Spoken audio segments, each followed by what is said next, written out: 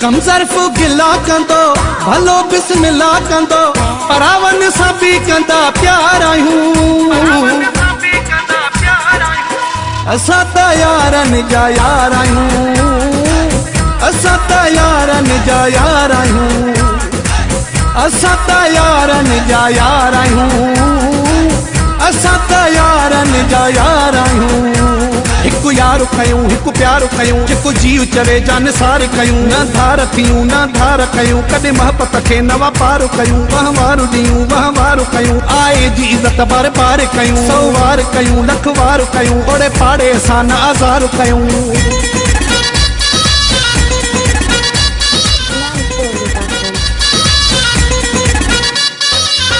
दुनिया सारी चवंदी हो कहीं सां बि न फिटायो मोहब्बत वारा माण्हू आहियूं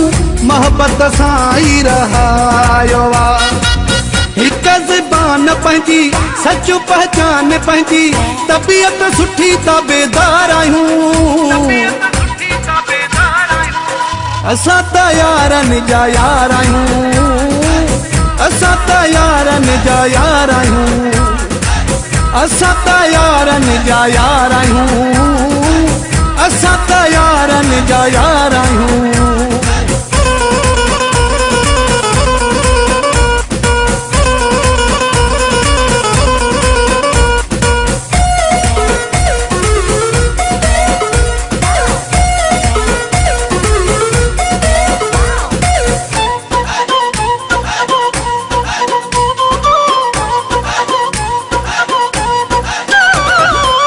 सारी हयाती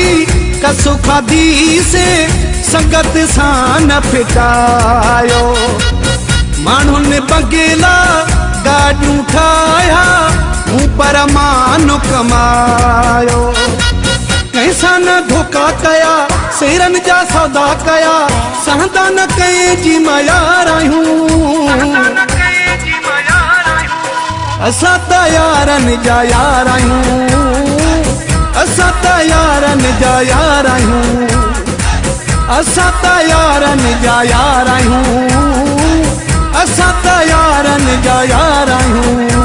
कंहिंखे सुवाल न कयो दिली हाल न कयो पोइ बि मुंहिंजो घणनि कोई ख्याल न कयो को इज़त वरिती गॾु माल न कयो मुंहिंजे बारे में काई ॻाल्हि न कयो मुंहिंजो जीअणो हाणे जंजाल न कयो कंहिं दिलि जो पूरो ख्याल न कयो अहिड़ा सूर पुछी अखियूं लाल न कयो कुर्बन जो किसो बरहाल न कयो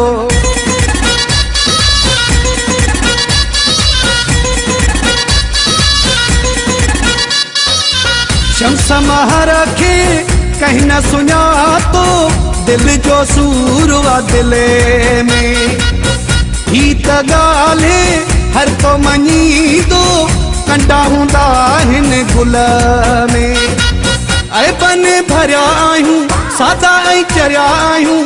एॾा बि न गुनहगार आहियूं असां त यारनि जा यार आहियूं असां त यारनि जा यार आहियूं असां त यारनि जा यार आहियूं असां त यारनि जा यार आहियूं